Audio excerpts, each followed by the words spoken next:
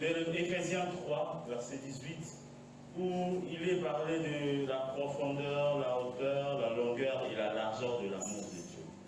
Pourquoi nous avons voulu parler des questions existentielles? Chacun de nous, dans son coin, se pose des questions. Lorsqu'il passe par des tribulations, lorsqu'il passe par des moments difficiles, ou même des moments de joie, des fois, il nous arrive de poser la question, de se poser des questions existentielles. Les questions existentielles sont ces questions de base. On peut se poser des questions existentielles sur ton existence sur la terre. Pourquoi je suis sur la terre? Pourquoi j'ai telle famille? D'où vient l'homme? Mais nous avons choisi aujourd'hui de parler, dans cette séance, de parler de l'amour de Dieu. Parce que l'amour de Dieu fait l'objet de beaucoup de questionnements dans nos vies. Il peut t'arriver qu'un temps tu marches avec le Seigneur, mais tu sembles n'avoir aucune porte ouverte. Et tu te poses des questions. Est-ce que Dieu m'aime? Cet amour dont on me parle chaque jour. L'amour dont on me récite chaque jour. Est-ce que ce n'est qu'un moyen d'atténuer ma douleur ou réellement l'amour de Dieu existe? Parce que comme un enfant, on peut dire, il voit un ballon en route et le papa qui sait qu'il ne va jamais acheter va dire, on va revenir. On arrive d'abord à la maison qu'on mange. Est-ce que l'amour de Dieu est là juste comme disaient les philosophes, une drogue pour vous dire non, ça va aller, Dieu t'aime. Et qu'au fond, c'est juste creuse. Au fond, il n'y a rien. Est-ce que l'amour de Dieu descend ainsi là? Et on s'est dit tout au long de notre enseignement, avant de parler de l'amour proprement dit, parlons d'abord de celui qui nous donne cet amour. Parce que lorsque nous allons même en relation avec quelqu'un, on peut d'abord identifier qui est en face de moi. Lorsque tu es parent, tu aimes ton fils, toi tu l'aimes. Parce que tu l'as vu juste depuis qu'il était dans le ventre, qu'il a vu à l'échographie, tu l'aimes. Mais lui, il doit apprendre à t'aimer. Parce qu'il entend des dégoûts. Des émotions, si la première fois il a vu que tu étais en colère, il peut se faire une image et papa est toujours en colère. L'enfant doit découvrir. Nous, ce que nous étions en train de faire, c'est découvrir la personne qui nous aime. Qui est-il? Là, on est allé dans Jean 3,16. Après la causerie de Jésus et Nicodème, Jésus lui a parlé de la nouvelle naissance. Il dit, car Dieu a tant aimé le monde. On s'est dit, pourquoi il n'a pas utilisé un attribut de Dieu? Pourquoi il n'a pas dit l'Éternel des armées quand il a aimé? Pourquoi il n'a pas dit n'importe quel autre Dieu? On s'est dit que Jésus voulait faire référence à cet être-là suprême. Car l'amour de Dieu est large. Ce n'est pas seulement pour ceux qui prient. La Bible nous dit, pendant que nous étions encore pécheurs, nous étions ennemis avec lui, il nous a aimés.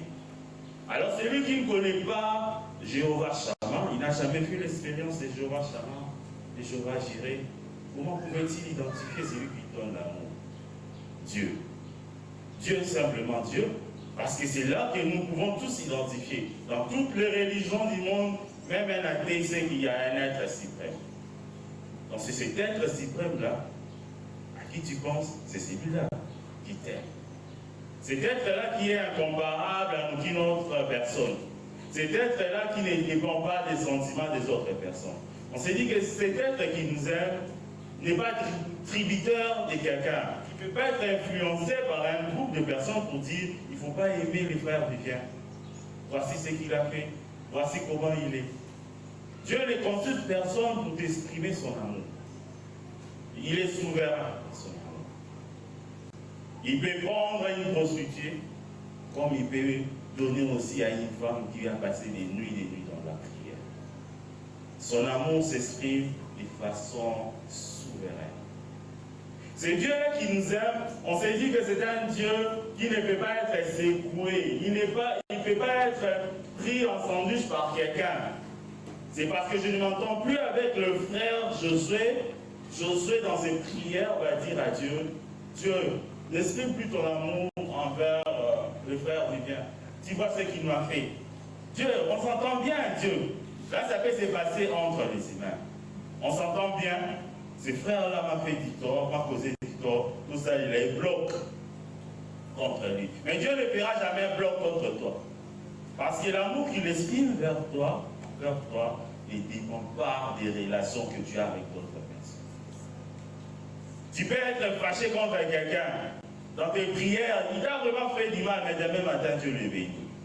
Il est souverain dans son monde. Tu peux avoir péché, mais les matins, il te fait grâce. Dans Jean 8, on amène devant Jésus une femme qui est accusée d'adultère. Tout ce que les gens ont dit, c'était vrai. Mais l'erreur qu'ils ont fait, c'est de poser à Jésus la question, toi, que dis-tu? En face de la lumière du monde, tout le monde a des défauts. En face de Christ, personne n'est parfait. Il dit ça que Jésus n'a pas la télémière d'un coca. Il va te prouver que tu ne peux rien. Alors, pendant que les gens nous accusent, même lorsque ce qu'ils racontent devant Dieu, ce qu'ils racontent devant les hommes est vrai, l'amour de Dieu ne change pas. L'amour de Dieu ne subit pas des variations parce qu'aujourd'hui, comme dans certaines prédications des hérésies, on dit ah, les Lonza Vassili qui peut-être entre petit Bakou, à n'importe. Il est lent la colère, mais riche en beauté. L'amour de Dieu ne va pas dépendre de ses humeurs, l'amour qui vient, ou bien les Lonza ange va déranger. Non. L'amour de Dieu n'est pas ainsi. Dieu ne peut pas être influencé. On a montré la qualité de cette personne qui nous aime, de cet être qui nous aime. Il fallait faire confiance à son amour. Parce que l'amour des hommes, aujourd'hui je vais t'aimer parce que tu marches bien. Mais demain, il y a un accident qui arrive, tu n'arrives plus à aller marcher, tu commences à revoir un peu les paramètres de mon amour. Tu me parlais très bien, tu me parlais poliment. Mais un jour tu changes, peut-être que tu avais la fureur, tu étais en colère pour quelque chose. Je te pose une question, tu réponds mal, et mon amour change pour toi. Dieu ne subira jamais des variations dans son amour, dans ce qu'il exprime envers tout le monde. Et on s'est dit, est-ce que cet amour avait des preuves? Parce qu'il fallait avoir des preuves de l'amour de Dieu. Il est une question de dire qu'il nous aime, mais il en est une autre, de savoir identifier autour de nous si nous avons des preuves de son amour. Si réellement Dieu nous aime, on s'est dit qu'il y avait immensement de preuves autour de nous. Dans tout ce que nous faisons, dans tout ce qui nous arrive, ce n'est pas parce que tu es malade ou parce que tu passes par des situations difficiles que tu vas remettre en cause l'amour de Dieu. Et là, nous avons pris une illustration des mineurs en Chili. Les mineurs, c'est ceux qui vont chercher des matières précieuses enfoncées, enfouies sous le sol. Ils étaient à 600 mètres de la surface du sol. Et directement, il y a eu l'écoulement des terres. Ils sont restés coincés là 2 mois et demi. Mais parmi les mineurs, il y avait une personne qui avait une maman malade, diabétique. Et pendant une période, il donnait des médicaments. Il injectait de l'insuline à sa mère. C'est celui-là qui a sauvé tous les autres. Parce que lui, il a su injecter tout ce qu'on envoyait comme vitamines et produits. La maladie de cette dame n'était pas pour la perte, n'était pas pour sa perte. Dieu a exprimé son amour envers 31 familles. Il y avait 31 personnes dans la fosse. Si cette personne ne savait pas injecter des vitamines ou d'autres produits, ils seraient tous morts. Ils n'auraient aucune chose pour avoir la force. Dieu a utilisé ta maladie pour prévenir ce qui va arriver aux autres. Peut-être que la situation que tu as aujourd'hui, tu te dis, est-ce que Dieu est amour? Laisse passer les temps, la longueur de son amour, ça va sur le temps. Un jour, tu comprendras que la situation que tu avais aujourd'hui, tu pleurais aujourd'hui, demain devient une histoire merveilleuse que tu racontes aux autres. Parce que Dieu a compris ces chapitres. Laisse Dieu conclure les chapitres des douleurs. Laisse Dieu conclure ces chapitres. C'est dans son amour qu'il est en train de conduire ces chapitres des douleurs. Je disais l'autre fois, je suis dans la joie de raconter ça. Aujourd'hui, j'ai la joie. Mais si vous me posez cette question 10 ans en arrière, je ne pourrais même pas vous raconter ce qui s'était passé. Mais Dieu a transformé ces moments de douleur. Il a donné une autre conclusion. Et aujourd'hui, je peux raconter des heures et des heures. Et on rit. C'est que Dieu est en train de passer aujourd'hui. On s'est dit, c'est comme préparer du gâteau. Dans l'amour de Dieu, il est en train de réunir le piment, l'huile. Lorsque tu goûtes juste l'huile, c'est amer. Lorsque tu prends juste le piment, c'est piquant. Mais laisse-le arriver jusqu'à faire le gâteau. Quand il fera les gâteaux, ça sera succulent. Tout concourt au bien de ceux qui aiment Dieu. Il y a des gens qui souffrent, qui ne savent pas utiliser leur poumon en entièreté. Ils n'ont pas de poumons, ils n'en ont qu'un seul. Et qui marchent peut-être à 25%. Pour prendre les escaliers, c'est une chose difficile. Mais ces gens arrivent à dire, Dieu est amour. C'est une preuve de son amour. Si chaque jour je me réveille avec un poumon à 25%. Et nous qui avons toutes nos aptitudes, on marche. C'est parce que nous manquons un pain, parce qu'on n'a pas mangé des biscuits, parce qu'on a vu les autres préparer des poulets. Et nous, on n'a pas ça, et on dit, l'amour de Dieu n'existe pas. C'est parce que quelqu'un d'autre a eu du boulot avec le même diplôme que tu as, et que toi, jusque-là, tu n'en as pas. Tu dis que Dieu n'est pas amour.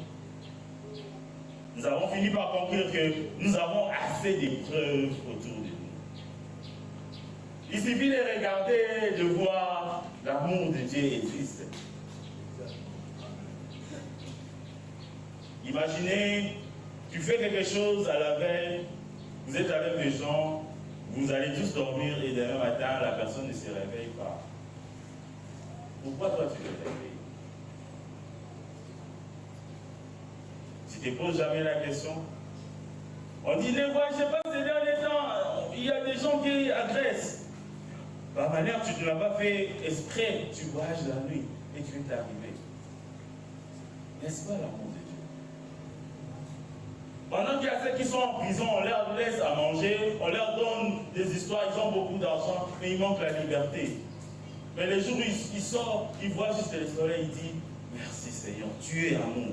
Et toi qui es libre, tu peux aller revenir comme bon te semble. Est-ce que Dieu n'est pas amour? Et c'est un peu de revoir tout ce que nous avons autour de nous. Tu as des enfants, même quand tu n'as pas d'argent, ils sont là, ils étudient. Tu ne sais même pas, toi-même si on te demande d'expliquer, explique comment tu épargnes l'argent pour qu'ils étudient. Tu vas nous dire, tu ne sais même pas expliquer. Au monde amour et coquille au fouti. C'est une preuve de son amour. Tu ne fais pas d'effort, il y a des gens qui viennent te chercher. Pendant que tu avais besoin, juste quand tu pensais à un truc, quelqu'un vient te le donner. N'est-ce pas une preuve de son amour? Et alors, la séance qui suivait, on s'est dit, si on a la preuve d'amour, alors examinons les cadeaux qu'il nous a donnés. Parce que dans Jean 3,16, on dit, car Dieu attend ces éléments, il a fait un geste, il a donné. Il a donné un cadeau. Un cadeau, c'est donné pour un événement. Et quel a été l'événement? Il voulait se réconcilier avec lui. Il en avait, excusez-moi, il en avait marre de vivre comme ça, séparé de nous. Parce qu'il faut savoir que ce n'est pas toi qui es le premier à aimer Dieu. C'est Dieu qui a entrepris le premier la démarche de venir vers nous. Mais ce qui est bizarre, là où est la folie de l'amour de Dieu, lui il avait raison et nous on avait tort. Lui il avait complètement raison. Ah, si c'était moi, j'allais rester dans mon coin pour ouvrir mon un à un, on va faire des processus du pardon et je vais me réconcilier avec Dieu. Mais voyez l'amour, la folie de l'amour de Dieu, les quatre dimensions de son amour. Il a laissé son trône. Il nous a donné ce qu'on avait de plus précieux, Jésus-Christ. Ce qu'il avait de plus précieux, Jésus-Christ, son Fils. Ce qu'il avait d'unique. On s'est dit la dernière fois, c'est comme si j'avais 100 $ en poche. On me dit que ce monsieur-là, il vient de voler. Ma bêtise et ma bête. Mais à la pose à 100 $ on va traiter. Nous étions tous pécheurs, ennemis de Dieu. Mais Dieu n'avait que 100 $ Jésus-Christ. Il a dit c'est que pour Dieu à la sauver, il faut seulement donner Jésus-Christ. Mais lui, il avait raison. Mais qu'est-ce qu'il a fait? Il nous a donné ses cadeaux précieux. Son Fils unique est venu mourir à la croix pour nous, pécheurs. C'est qu'il avait le plus précieux. Lorsque tu prépares une fête, ça dépend de la relation que tu as avec la personne. Ce qui, c'est juste une connaissance, les cadeaux ne se préparent pas de la même façon, ce qui n'a yebi. Les cadeaux ne se préparent pas de la même façon. Dieu a pris ce qu'il avait de plus précieux chez lui, c'est Jésus-Christ. Il savait l'importance qu'il a. Il savait ce que nous coûtons, ce que nous valons à ses yeux. Il nous a donné Jésus-Christ. Mais on s'est dit que le cadeau qu'on donne doit répondre à un besoin. Tu ne vas pas me donner un cadeau pour la boutique à la conseil là. Et bon, imaginons, je pense quoi. Le baffle au sens en plus. Le monsieur qui se marie n'est même pas ingénieur, n'est pas musicien, il ne va pas considérer ses cadeaux. Parce qu'à ses yeux, ça ne représente rien. On s'est dit, est-ce que Jésus-Christ représente-t-il quelque chose dans notre vie? Parce que c'est les cadeaux que Dieu nous a donnés. Est-ce que Jésus-Christ répond-il à un besoin de ta vie? C'est là où nous sommes allés voir Jean. Parce que Jean, son ambition, c'est présenter Jésus comme la divinité, comme Dieu. Et il a présenté les 7 esprits de Jésus. On s'est dit, dans Jean 6, 35, Jésus se présente comme le pain de vie. Jésus, le pain de vie. Le pain à l'époque, c'est un condiment. Le pain à l'époque est accessible à tout le monde. Il faut savoir, dans la culture qu'ils avaient à l'époque, et même aujourd'hui, l'hypaétique a une base.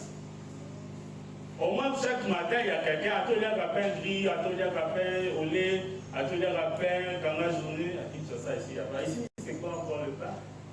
Je n'ai jamais entendu, bon, liba boule, même sur le bisonnier sotozolia, liba koba, tout ça, les aradas, liba. Au sommet, $10, au sommet, $20, là, sont des enfants, les a liba. Dieu se présente, Jésus se présente comme un pain, comme quelque chose, comme un cadeau qui est accessible à tout le monde, à toutes les bourses. Tu es riche, tu vas acheter ton pain à $100. Tu es riche, tu vas rencontrer Jésus dans ta richesse et selon ce que tu perçois. Ah, tu vais dire, ah Dieu, tu m'as donné ce cadeau qui a sécurisé ma fortune.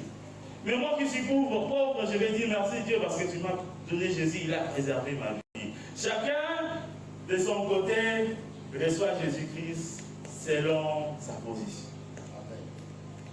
Ça ne dépend pas d'être riche, ça ne dépend pas d'être pauvre, ça ne dépend pas d'être chrétien, ça ne dépend pas d'être païen. Jésus est accessible à tout le monde. C'est un élément de base. Deuxièmement, on s'est dit, il est le pain. Pourquoi est-il le pain? C'est un condiment, comme on a dit. Les pains peuvent se manger avec ceci, les pains peuvent se manger avec cela. Jésus va avec tous les domaines de notre vie. Tu l'associes avec le mariage, tu réussis. Tu l'associes avec les études, tu réussis. Est-ce que ces cadeaux que Dieu nous a donnés ne répondent-ils pas à nos besoins? N'est-il pas en train de remplir quelques trous que nous avons dans nos cœurs? Deuxièmement, on s'est dit que Jésus est la lumière du monde. La lumière, son importance, c'est de nous montrer que nous avons un défaut quelque part. Nous devons l'enlever. Peut-être que nous sommes mal habillés. Lorsque nous sommes à la lumière de l'amour de Dieu, qui est Jésus-Christ, les cadeaux qu'il nous a donnés,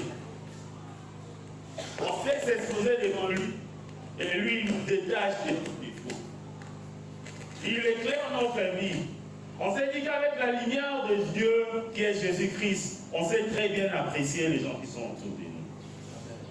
Parce que sous la lumière, tu sais voir, celui-là a un couteau. Celui-là vient avec une fleur. Jésus nous aide à savoir ce qui nous entoure. On s'est dit qu'avec la lumière de Dieu, cela nous permet aussi de nous présenter de la meilleure façon auprès des gens. Parce que le miroir seul ne suffit pas quand il n'y a pas de lumière. Quand je suis sous la lumière, tous les yeux ici dans l'église sont braqués vers moi parce que c'est moi qui parle et la lumière tape sur moi. C'est ça Jésus-Christ. Dans notre vie, des fois, il nous arrive des choses. C'est juste de la lumière de Dieu. Le projecteur de son amour posé sur toi a fait que les autres reconnaissent en toi une certaine valeur que tu ne pouvais même pas exprimer seul.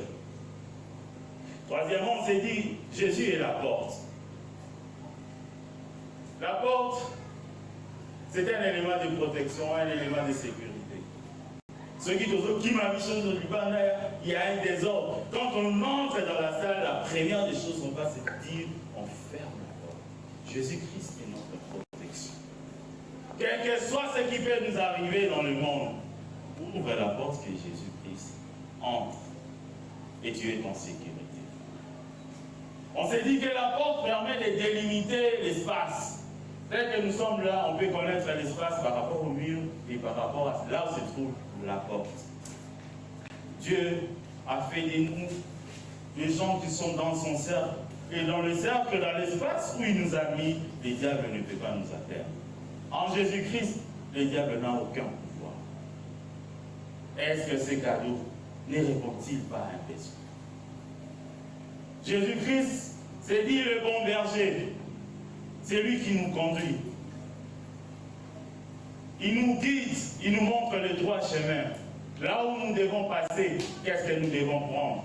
Et le bon berger, il épargne ses brebis des agressions des bêtes féroces. Lorsque nous avons ce cadeau qui est Jésus-Christ, qu'est-ce qui peut nous arriver? Qu'est-ce qui peut nous atteindre? On s'est dit en cinquième lieu, Jésus-Christ est la résurrection et la vie. Dans la résurrection, nous avons sorti trois mots. Espérance, espoir et renaissance. L'espérance, on s'est dit que c'est une lueur d'espoir. C'est lorsque tu es dans ta maison, tu ouvres un peu le rideau pour voir, mais tu ne vois pas clairement. En Jésus-Christ, nous ne pouvons pas rester dans le flou. En Jésus-Christ, quel que soit le malheur qui nous arrive, quels que soient les dangers dans lesquels nous sommes, on a toujours une petite flamme dans notre cœur qui nous dit que demain ira mieux. Même si tu peux passer des jours sans manger, même si tu peux passer des jours dans la tribulation, il y a l'espérance avec Jésus-Christ. Et cette espérance, c'est ce qui va nous conduire dans l'espoir. Maintenant, l'espoir n'est plus cette lueur de voir que demain ira mieux. L'espoir, c'est maintenant la certitude que demain ira mieux. Avec Jésus, nous avons l'espoir. Nous avons cette certitude que je suis avec Jésus, il n'y a rien qui va m'arriver. Je suis avec Jésus, demain, tout ceci va changer. Je suis avec Jésus, il ne tarit jamais. Même s'il donne et il délivre la femme à la perte de sang, moi j'ai un risque, je n'ai qu'à attendre. Il va arriver jusque sur moi. La résurrection n'est pas épuisée. On s'est dit que la troisième des choses, c'est le renouvellement des vies. On nous connaissait tous pécheurs, on nous connaissait coureurs de jupons, on nous connaissait voleurs. Mais lorsqu'on accueille ce cadeau qui est Jésus-Christ, il vient avec une nouvelle identité qu'il nous donne. Les personnes que vous voyez, voleurs, magiciens, occultes, aujourd'hui je lui ai donné une nouvelle identité. C'est ce que Jésus fait dans chacun de nous. C'est lui qui vient nous transformer, il vient transformer nos vies. Jésus, notre résurrection. Jésus, le chemin, la vérité et la vie, dans Jean 14. On s'est dit que dans la vie, nous recherchons tous le chemin. Dans nos questions existentielles, nous recherchons tous le chemin. Mais le véritable chemin qui peut exister, ce n'est que Jésus et seul Jésus. Tout ce que tu peux atteindre, tout ce par lequel tu veux passer, doit passer par Jésus-Christ. Et sur le chemin, le véritable chemin qui est Jésus, nous trouverons la vérité. Parce que nous pouvons être sur un chemin où nous avons peut-être, comme nous sommes dans les déserts, le soleil tape sur le sable et on a l'illusion de voir qu'il y a l'eau. Alors que ce n'est pas vrai. Mais lorsque nous sommes avec Jésus-Christ, nous avons la vérité sur ces chemins. Tout ce qu'il nous donne est vrai. Et tout ce qu'il nous donne perdure parce que c'est la vie. Il nous donne une vie sur ces chemins. C'est pourquoi nous pouvons dire que le bénédiction de l'Éternel nous enrichit. Et cela ne s'est fait sur aucun chagrin. On s'est dit la bénédiction n'est que bénédicere. Bénédicere veut dire prononcer des belles paroles. Les belles paroles que tu as reçues viennent de qui? Ah, il y a mon travail qui est là aussi. Mais le but va changer. Et ça va se faire sur d'un malheur. On peut te dire une bénédiction, mais on doit cacher ce qui vient après cette bénédiction. Mais il n'y a que le bonne parole de l'Éternel qui nous enrichit. Et derrière, il n'y a pas de malheur qui s'en suit. Et la dernière des choses, nous avons dit, Jésus est le précepte. Nous avons défini cela, c'est comme le tronc. Et nous nous sommes nécessairement attachés à lui. Les cadeaux que Dieu nous donne nous permettent d'être stables, de rester stables, quel que soit le mouvement du vent qui arrive. Quel que soit ce qui arrive, nous restons attachés au précepte. Nous n'allons pas tomber. Quel est le socle que toi tu utilises? Quelle est ta fondation? Quel est le fondement de tout ce que toi tu fais? Tu viens à l'église, mais tu consultes aussi quelqu'un qui crie, et toi-même tu te trompes pour te dire que ce que j'ai eu c'est de l'Éternel. Ça va sécher. Parce que tu n'es pas attaché au vrai tronc. Aujourd'hui, nous pouvons te voir enrichi, faire ceci, faire cela. Mais un jour, ça va sécher. Parce que le temps passera par là. Mais quand tu es continuellement alimenté par le précepte, il est impossible pour toi de devenir sec. Voici un peu ce que nous avons vu tout au long des précédents mercredis. Et aujourd'hui, nous allons conclure. Nous allons conclure. Mais loin de nous de dire que nous avons épuisé toute la matière. Parce que Dieu ne peut pas être étudié pendant 5 semaines. Son amour ne peut pas être évalué pendant 5 semaines. Ce que je suis venu vous dire, c'est juste comme si on avait une petite réunion, quelqu'un découvrait, on vient lui dire Dieu est amour, tu vas expérimenter son amour. C'est une leçon que tu vas continuer à vivre chaque jour. Au-delà de tout ce que nous avons cité ici, tu vas continuer à découvrir Dieu dans toutes les dimensions, dans toutes les facettes. Peut-être là où tu es, tu le vois tout amour parce que tout va bien. Mais il y a ceux qui voient Dieu amour parce qu'ils n'ont pas mangé. Il dit, on n'a pas mangé. Mais tout ça dans ma casse, c'est qu'il est amour. Donc peut-être tu sais là où tu puisses ta force. Ah, peut-être c'est parce que l'oncle est ministre. Tu peux appeler, on peut te donner de l'argent. Mais il y a ceux qui disent que Dieu est amour parce qu'ils ne savent même pas là où on va demander l'argent. Mais ils savent cela que Dieu est capable de toucher des cœurs, même des personnes qui ne nous connaissent pas. Dieu est amour. Alors ce soir, nous allons conclure en donnant quelques caractéristiques de son amour. Son amour est inébranlable et dur à jamais. Inébranlable veut dire ce qui ne peut pas être bougé, ce qui ne peut pas être compromis dans son équilibre. L'amour de Dieu est inchangé. Dans Psaume 136, verset 25, on dit c'est lui qui donne la nourriture à toute chair, car sa miséricorde dure à toujours. Louez le Dieu des cieux, car sa miséricorde dure à toujours. Son amour, l'amour de Dieu est sans délai. L'amour de Dieu n'a pas de date d'expiration. Il nous aime et il nous aimera toujours. Il donne la nourriture à toute chair. Il ne fait pas choix sur des personnes. Non, celui-là est né d'une famille riche. Je vais présenter cette intensité d'amour parce qu'il va être quand même riche, pour aider. Non. Il est lui-même extrêmement riche et tout ce qu'il nous fait comme cadeau, c'est par grâce. Son amour ne peut pas être secoué. Il ne peut pas être surpris par quelque chose. Hey, pourquoi j'ai aimé le frère Hermel? Non. Même quand Ève a accepté de manger cette pomme, Dieu savait. Parce qu'on a tendance à nous faire croire, est-ce que Dieu était surpris s'il avait fait ceci, s'il est réellement Dieu, pourquoi il avait permis ceci? Il a son plan. Et je ne cesserai de le dire, dans son plan, il ne se trompe jamais. Donc l'équilibre de son amour ne peut pas être dérangé par ce que nous vivons. L'équilibre de son amour ne peut pas être dérangé parce que toi aujourd'hui tu as été fâché, tu dis, je ne veux plus aimer Dieu. Il va continuer à t'aimer. C'est la mauvaise nouvelle que je t'apporte. Même quand tu dis que je ne veux plus l'aimer, j'aimerais ce Christ, il viendra te chercher.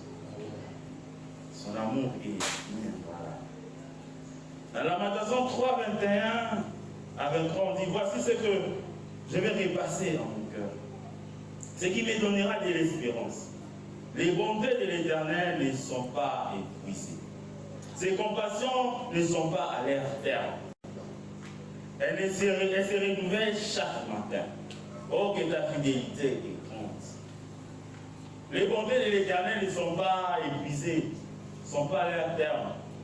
Donc, peut-être tu t'attendais à un truc, tu peux dire que l'amour de Dieu peut changer. Est-ce que ça va durer encore sur le temps? Est-ce que soit fait si j'ai vu 100 ans, est-ce que Dieu va m'aimer pendant 100 ans? Peut-être à vous on a déjà la folie qui peut nous souffrir. Non, il va continuer à t'aimer comme si c'était ton premier jour de naissance. Les bontés de l'Éternel se renouvellent chaque matin. Donc, il y a l'obéissance aussi sur ça, il a été ici, et la coupe déborde. Les bontés de l'Éternel, son amour dure à jamais. L'amour de Dieu englobe tout. Je vais m'expliquer. À la croix, Jésus dit, tout est accompli. Comme pour dire, tout est consommé. L'amour de Dieu reste inébranlable parce que dans son amour, tout a été consommé. Consommé dans le sens de dire, tout a été avalé. Comme pour dire, lorsque Moïse s'est présenté devant Pharaon, il jette son bâton qui devient un serpent, les autres aussi jettent le leur, mais qui avalent les autres. Quelle est cette situation que tu ne vas pas trouver dans l'amour de Dieu qu'il y a une solution? Quelle est cette chose qui te tourmente aujourd'hui? Au moment qu'on va là, au tali, au tourner ma page, au tali, ma livre, le vide, Dieu ne m'aime pas. Il n'y en a pas. L'amour de Dieu englobe tout. Quand il a dit tout est accompli, c'est qu'il avait tout réglé. Les cadeaux qu'il nous avait envoyés et que nous possédons, que nous avons accueillis, a tout réglé. L'amour de Dieu ne présente pas de limites. Tout. Quand on dit tout, cela veut dire que son amour n'a pas de limites. C'est que tu penses là qu'il ne peut pas te donner, c'est que tu penses qu'il ne peut pas t'offrir. Ou peut-être tu te dis, avec les circonstances telles que réunies, Dieu ne peut plus agir. Il nous arrive de dire cela.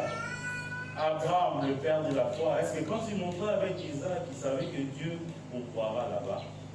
Mais il avait juste cette disposition du cœur pour dire, je donne à Dieu.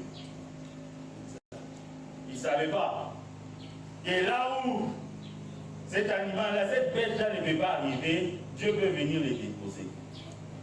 Parce qu'il paie tout. Quelle est cette situation? Pourquoi la situation à un niveau ni? Pour dire que l'amour de Dieu est à son terme. Vraiment, l'amour de Dieu s'arrête. Quel que soit ce que les pasteurs doivent pécher, le monde limite l'amour de Dieu. Non, il n'y en a pas. L'amour de Dieu n'a pas de limite. Mais qu'est-ce qu'il nous faut pour accéder à cet amour qui n'a pas de limite? Il faudrait croire pour accéder. Car Jean 3,16 nous dit, Dieu a tant aimé le monde qu'il a donné son Fils unique, afin que quiconque, son amour aussi, attend de notre part une décision.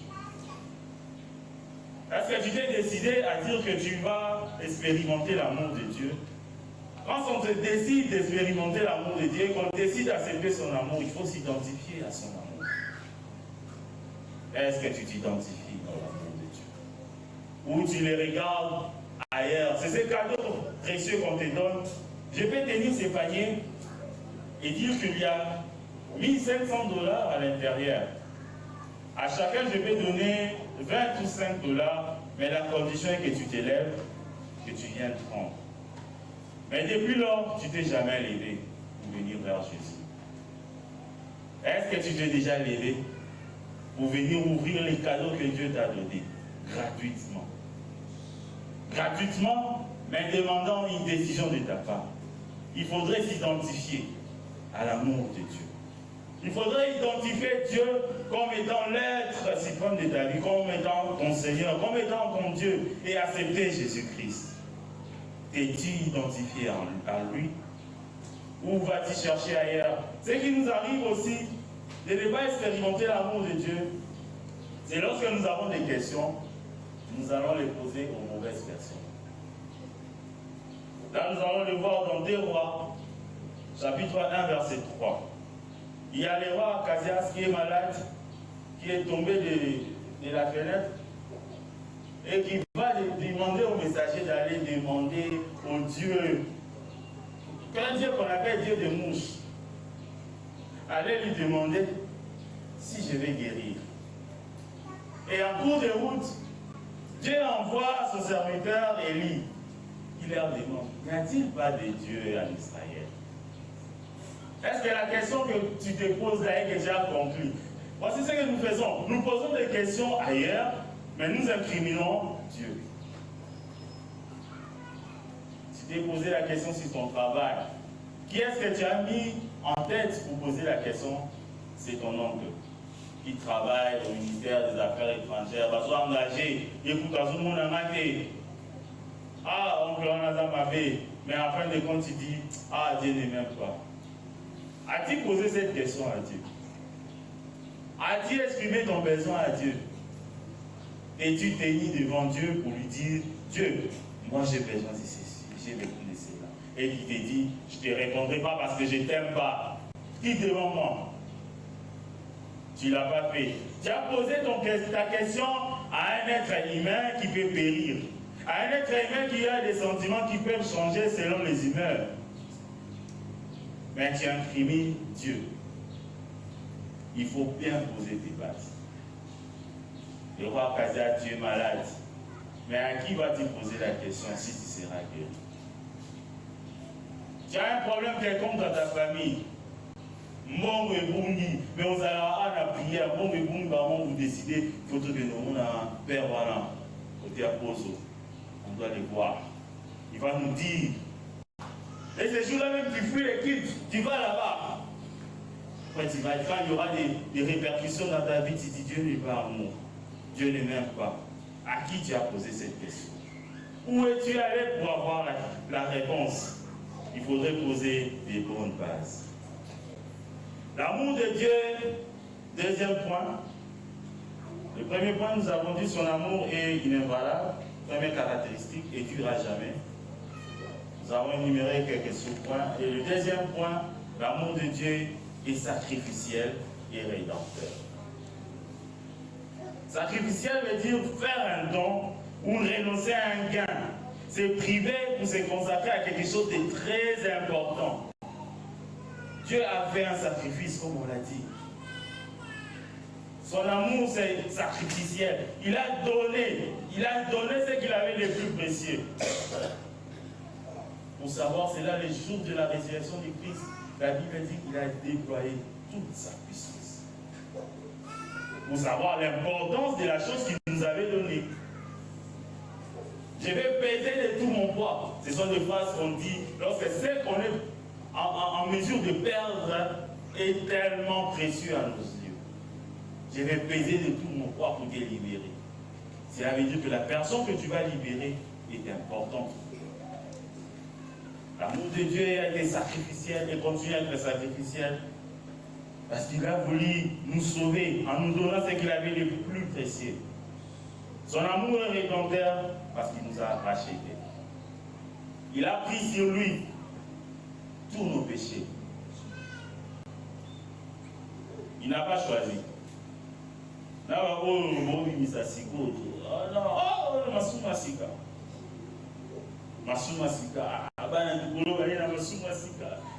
Je te donne une bonne nouvelle. Ça a été déjà réglé sur la croix. Il y a déjà la rédemption pour ça. Il faudrait juste accepter et t'aligner. Le problème est que tu n'es pas encore aligné. Le cause de un sous ma bé ou la sali. Est-ce qu'elle a l'eau là? Elle a été inscrite dans l'une n'a pas péché. On n'est pas en train d'étudier ça pour inclure cela. Quel que soit ce que tu fais, l'amour de Dieu est rédempteur. Il a réglé tous ces problèmes-là. Il a payé la dette une fois pour toutes. Il faudrait juste accepter, prendre cette décision et les suivre. L'amour de Dieu a un prix énorme pour chacun de nous. L'amour de Dieu a voulu être manifesté de façon matérielle. Il n'a pas voulu que ça reste spirituel, abstrait. Autour de nous, c'est pourquoi Jésus dit, allez partout dans le monde et vous serez mes témoins. Lorsque le frère Maillard témoigne de l'amour de Dieu est rendu matériel en lui. Est rendu palpable. Quelqu'un qui a passé 14 ans, 19 ans sans enfant, je me demande comment il faisait. Et les jours où ils ont l'enfant, c'est la manifestation matérielle de l'amour de Dieu. Il a voulu en connaître des témoignages. Et chacun de nous est un témoignage vivant. Si quelqu'un te posait la question, l'amour de Dieu, comment on peut le voir? Dis-lui, c'est moi. Je suis une preuve de son amour. Il a matérialisé son amour dans ma vie. Parce que si je commence à te raconter comment est-ce que j'ai été exposé à des choses, tu ne vas pas croire. Je suis une preuve. Je suis en matériel l'amour de Dieu. Cet amour de Dieu ne dépend pas de comment nous l'aimons. Ah oui. L'amour de Dieu matérialisé en nous ne dépend pas de comment nous l'aimons. Est-ce que tu l'aimes assez pour qu'il continue à se manifester en toi? Non, son amour dépend de lui-même dans sa souveraineté, de son propre initiative. Dès qu'il définit de le matérialiser en toi, il va le faire. Ça ne dépendra pas de ce que ta famille est. Peut-être tu vas dire que Dieu va se manifester en moi, mais famille n'a dit depuis première génération, tu auras la bangamba. Qu'est-ce que Dieu va nous dire? Je vais te dire qu'il va t'aimer. Il peut matérialiser son amour en toi. Parce que cela ne dépendra pas de ce que vous êtes et ni de comment vous faites. La troisième des choses, troisième caractéristique, l'amour de Dieu est une belle surprise. C'est une surprise pour chacun de nous. L'amour de Dieu, dans cette belle surprise, elle ne fait pas l'objet d'une recherche personnelle. Tu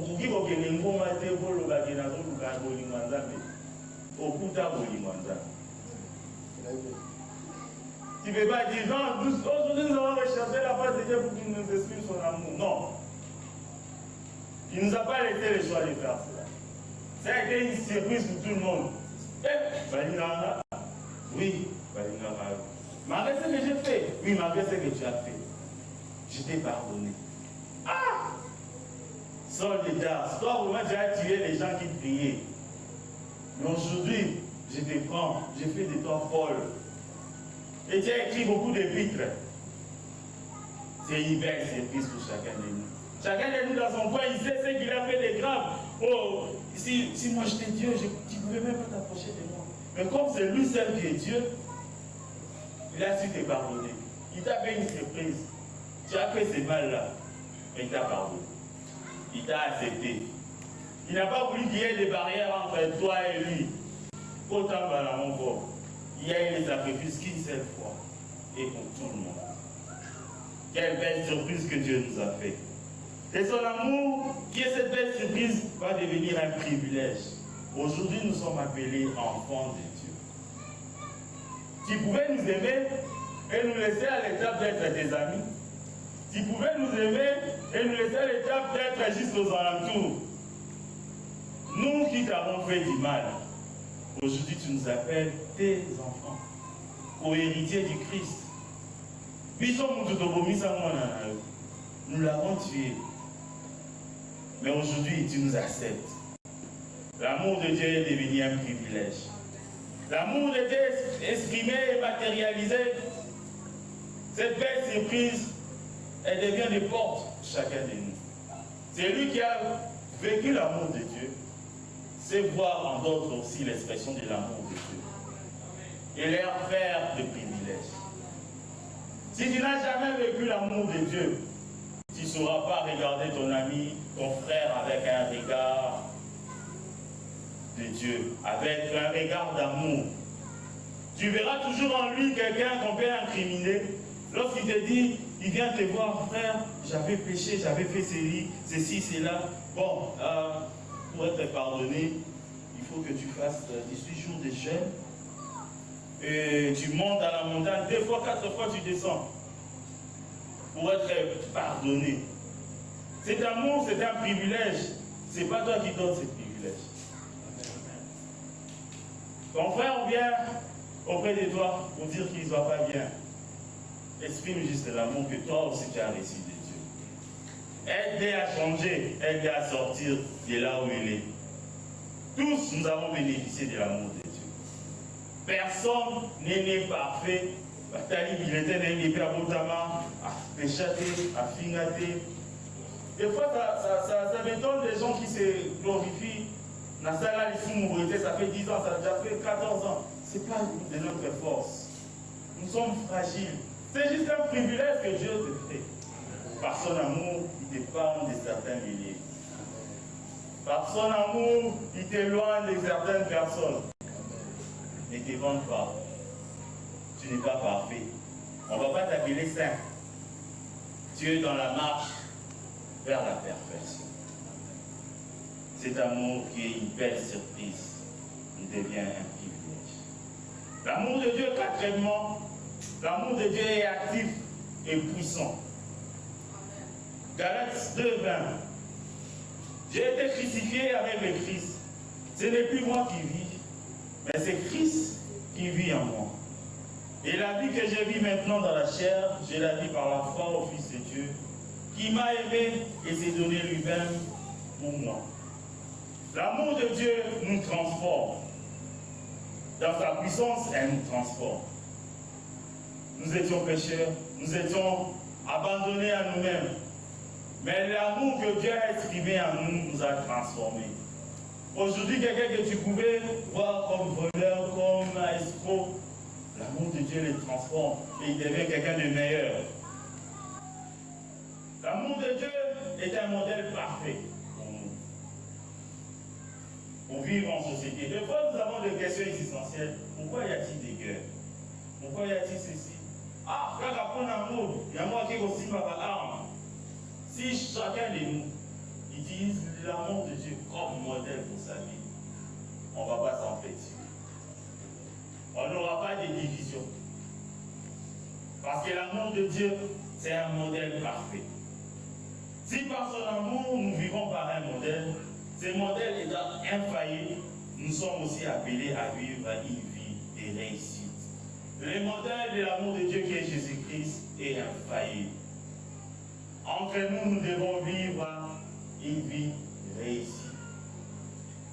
Pourquoi nous sommes en train de s'entraquiller? Pourquoi nous sommes en train de se quereller par-ci, par-là?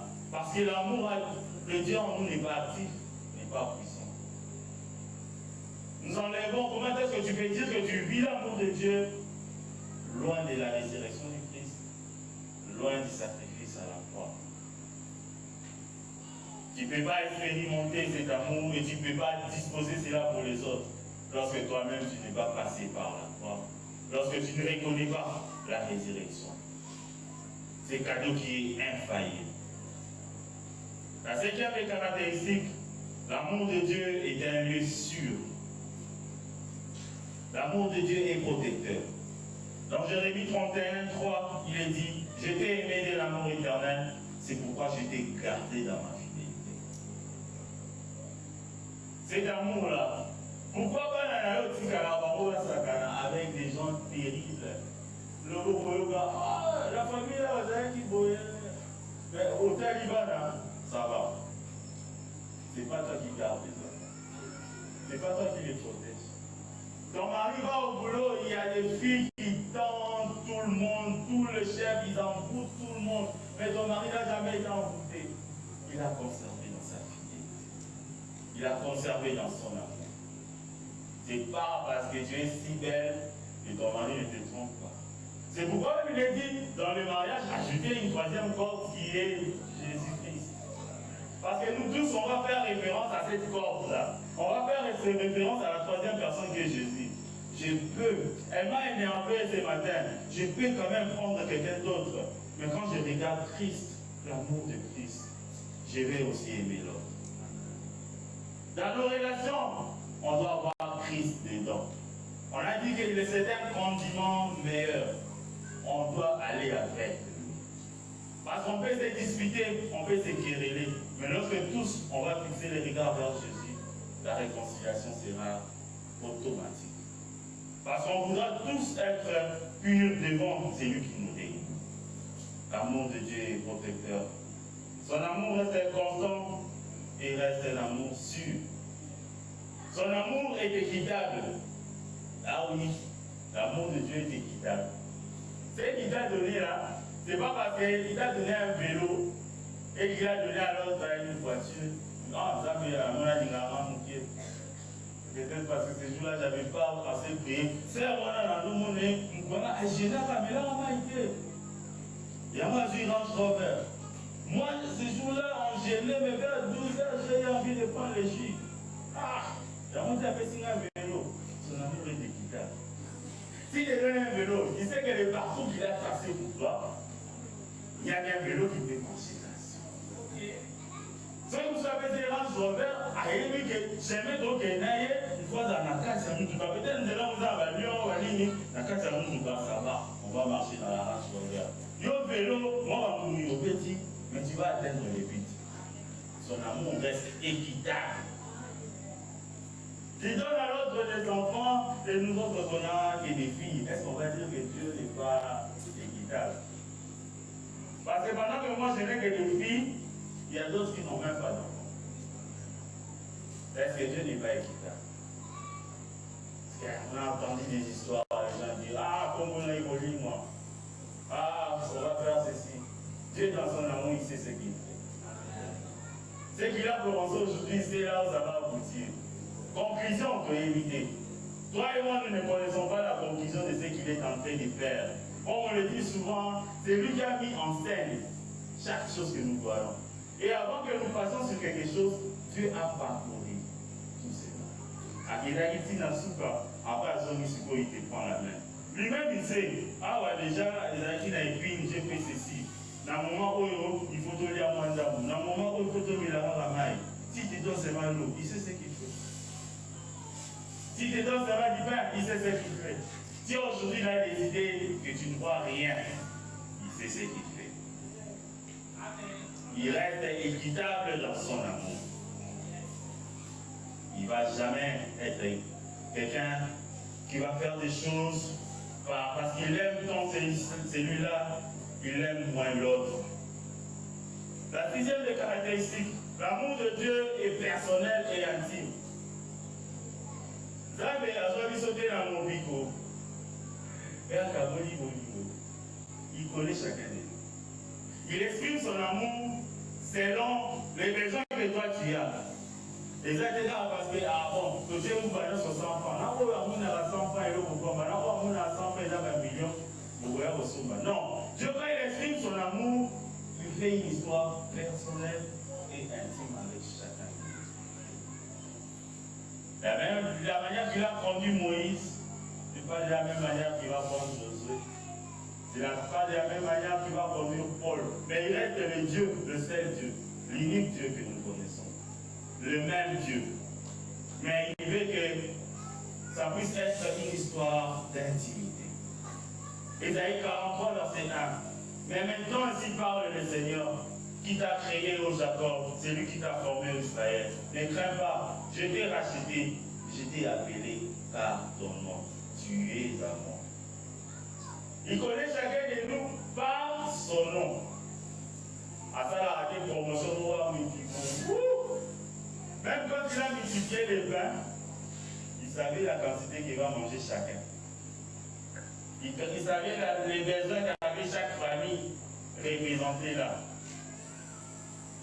Même quand il vous donnerait la même chose, il sait ce que ça va faire chez le frère Ahmed, il sait ce que ça fera chez le frère Jérémy. C'est une relation personnelle, intime. C'est pourquoi arrêtons de nous poser des questions existentielles en disant mais pour la nuit, qui vont le faire, pourquoi ce n'est pas elle qui a reçu les mariages, ce n'est pas elle qui a maintenant des enfants qui ont des diplômes. Peut-être qu'il y a eu un raté de diplôme. Et tu vas comprendre plus tard qu'il y a un raté de diplôme pour que tu aies un là, ça va bourse. Tu as vu ce qu'il a fait. Il est formidable. Il veut connaître une expérience amoureuse, personnelle et intime avec. Et dans cette intimité, son amour reste permanent. Quel que soit ce que tu as, quel que soit ce qui peut t'arriver. Parce qu'il nous arrive des fois, on est tellement frustré, on se renferme en nous-mêmes. On ne veut même plus sentir quelque chose. Le moment où on dit, je n'ai besoin de rien, je ne veux rien dans ma vie, même dans ces moments-là les plus critiques, où tu vas te poser des questions, l'amour de Dieu reste permanent. Parce qu'il n'y a aucun lieu si intime où l'amour de Dieu ne peut pas t'atteindre. Même dans la tombe, l'amour de Dieu est allé chercher Lazare. Pendant qu'on croyait que tout était fini, il est allé les chercher et les sortir de là. Quel est ce lieu où tu te dis, dans le milieu, on a commis à Adam et Ève ont péché et Jésus, et Dieu est descendu ce soir et dit, où êtes-vous? Dieu te cherche. Il va te suivre même dans la boue.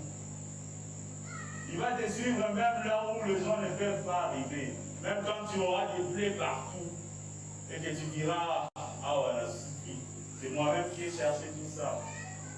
Aucun lieu d'intime où Dieu ne peut pas t'atteindre dans son amour. L'amour de Dieu est compatissant, septième caractéristique. L'amour de Dieu est miséricordieux. C'est là où nous allons voir que ce n'est pas parce que Dieu va s'élever et frapper le peuple qu'il va les laisser comme ça. Il a toujours limité. Quand nous finissons, nous, en tant que parents, on a vu qu'il y a à 2 heures du temps. C'est un entier 1 heure du temps à la TVT. Après, il va comprendre. Même dans nos moments difficiles, même lorsque Dieu s'élève et se dit qu'il châtie, même dans ce châtiment, il reste amour. Même dans tout ce qu'il fait, même lorsqu'il va nous redresser, il va nous prendre pour nous remettre sur le bon chemin, il le fera toujours avec amour. C'est un Dieu miséricordieux et compatissant. Et la dernière des caractéristiques, il reste souverain. Son amour reste souverain. Oui, je vais te dire que ce n'est pas dans toutes circonstances, même si je l'ai énuméré, que tu verras et tu seras rassuré et que tu verras quelque chose où tu diras, ah, l'amour de Dieu. Mais il n'est pas juste un truc. Il fera comme si vous êtes en train de faire du cache-cache, mais il laisse découvrir ses pieds. Il restera souverain. Ce n'est pas dans toutes circonstances où il va répondre tel que tu veux. Même quand il le fera. Même quand nous aurons prié pour quelqu'un et à la fin il meurt, Dieu reste avec. Même quand on aurait servi l'Éternel, on a servi Dieu, on a chassé les démons, et qu'on garde encore une maladie qui nous dérange, Dieu restera. Il ne va pas tout te dire. Il ne va pas tout te montrer. Dans son amour, il va juste te laisser une lueur d'espoir, il va juste te déposer une paix en toi. Mais tout en gardant cette difficulté que tu as, c'est là aussi est une manière d'estimer son amour. Quelle est la question que tu t'es posée? Quelle est la question que tu continues à te poser aujourd'hui? Quelle est cette difficulté? Où est-ce le moitié? Peut-être que tu ne pourras pas répondre tel que tu veux.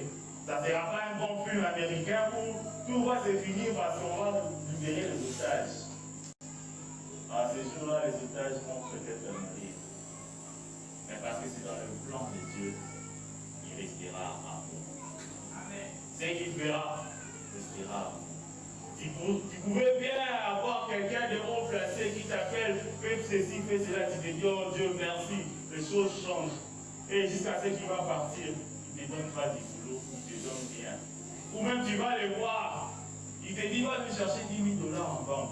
Tu vas lui chercher 10 000 $ en banque. En bon chrétien, tu n'enlèves même pas 100 $. Et tu arrives là, tu lui donnes des vies. Merci, tu es un bon garçon. Tu n'as même pas de transport. Même quand cela t'arrivera, Dieu restera amour. Ce n'est pas parce que tu n'as pas reçu que Dieu ne peut plus amour. Ce n'est pas parce que tu n'as pas perçu ce que tu devais percevoir que Dieu ne peut plus amour. Ce n'est pas parce que dans ta maison il y a des maladies ces derniers temps que Dieu a cessé d'être amour. Même quand il était encore amour, Jésus-Christ était allé à la croix. Jésus a demandé, Père, est-ce que tu peux pas enlever cette coupe devant moi? Mais qu'est-ce que cette coupe-là, il ne va pas l'enlever. Mais pour qu'on finisse comme Jésus, que tu aies un nom élevé au-dessus de tout. Accepte de prendre cette coupe. Mais garde dans ton esprit que Dieu est amour. Que Dieu bénisse. Je ne sais pas si nous avons des questions en rapport avec tout ce que nous avons vu.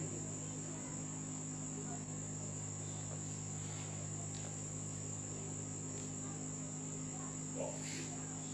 Donc, s'il n'y a pas de questions, j'aimerais qu'on s'élève. Même après l'enseignement, on va faire des exercices de quelques pays. On va s'élever dans la prière. Qu'est-ce qui te dérange? À quoi penses-tu? Est-ce que cette coupe-là, Dieu va-t-il l'enlever? Je ne sais pas. Mais je sais qu'il y a quelque chose qu'il a déposé dans ta famille. Il y a un petit signe qu'il a laissé chez toi. Je ne cesse de le dire. Quelles que soient les difficultés, essaie un peu de regarder tous les détails de ta famille, tous les détails qui t'entourent. Tu verras l'amour.